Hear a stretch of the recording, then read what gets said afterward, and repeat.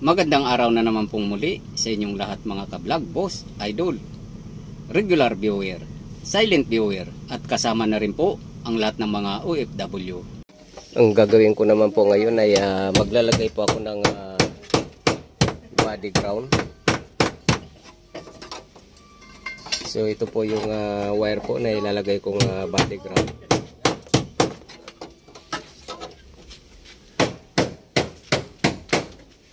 Isa po itong mini dump truck. At ang complaint po dito ay yung horn. Once na umaandar po yung makina ay hindi po gumagana yung horn or mahinang mahina po siya. At kapag patay naman yung makina, doon po siya malakas. So na-confirm ko na po yung problema na to. Kulang po siya ng body ground. So itong ulo po kasi, since horn po yung complaint, ang horn po ay ang pinaka switch po niya ay dito po sa manubila, diyan po sa may horn pad. So consider po na kumukuha po siya ng body ground or negative power dito po sa ulo ng sasakyan na to. So itong ulo po na sasakyan na to ay mayroon po siyang mounting. So hindi po siya masyado nakakatawid yung negative power po na galing ng battery. Dahil yung mounting po, rubber po siya, or kung may metal man siya, nahirapan po siyang tumawid dahil luma na po yung sasakyan. Nagkakaroon na po siya ng kalawang. So hirap na po makatawid dito sa ulo. Itong ulo po na to. So itong body naman ay separate naman po yan. So pagdating sa ulo po ay parang nakapatong lang po siya sa chassis. So nahihirapan po dumating yung body ground dito. Kaya ito po yung ilalagay kong wire para i-connect ko po siya sa chassis. So yung chassis po kasi doon po nakakonect yung negative power ng pinaka-main ng battery. At ito po, i-connect ko po siya sa chassis ng sasakyan na to. At itong ulo po, ito na siya. Consider po na makakarating na po dito sa ulo po ng sasakyan yung negative power po na kailangan ng sasakyan na to para hindi po kakapusin yung horn or hindi lang horn, kung sakaling yung mga ibang electrical system po dito na nakakumuha po ng negative power dito sa ulo na to. Katulad po nito. So kumuha po siya ng negative power dito sa ulo. Ibig sabihin, isa rin po sa kakapusin din po to. Kaya ito po yung gagawin ko. Magdadagdag po ako ng wire, magja-jump galing po ng chassis. Idadaan ko po to dito. At pag na-connect ko na po doon sa baba to, consider po itong buong ulo po na to. Kaya hindi na po siya mahirapan magkaroon ng connection. Hindi na siya kakapusin ng negative power. So magiging complete circuit na po siya.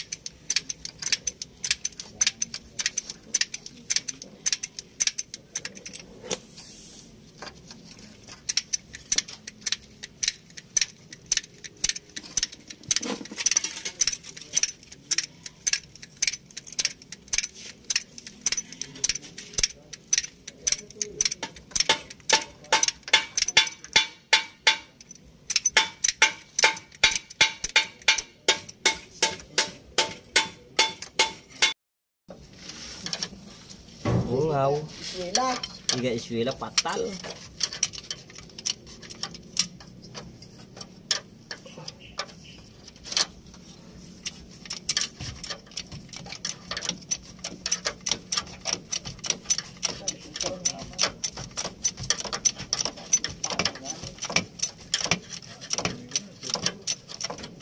Parang ipis kakuhaan. Tungkong niya, ay kalagpas ko sa area. Loob.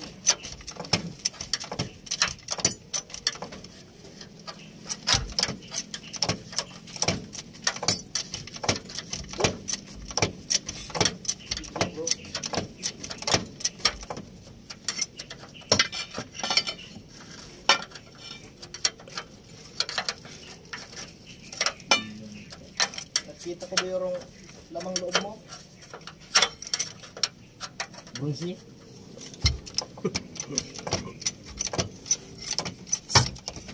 So ito na po. Okay na siya.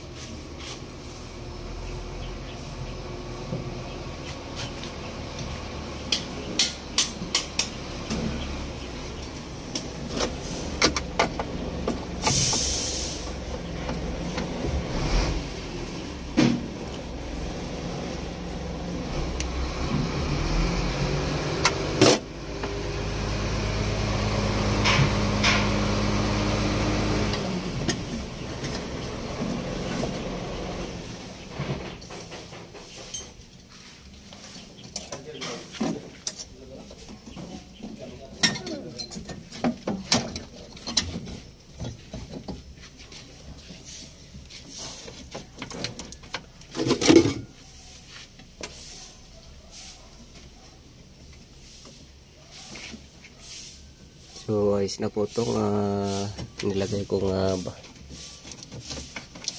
body ground. So tested ko na po ito sa H&M ko po na temporary wire. So ito na lang po ang ititesting ko ulit pag natapos po yung major body repair po. So hindi ko po matesting ngayon. So hanggang dito na lang po muna ang video kong ito. Please like, subscribe na lang po and notification bell para sa susunod na mga video. God bless all po.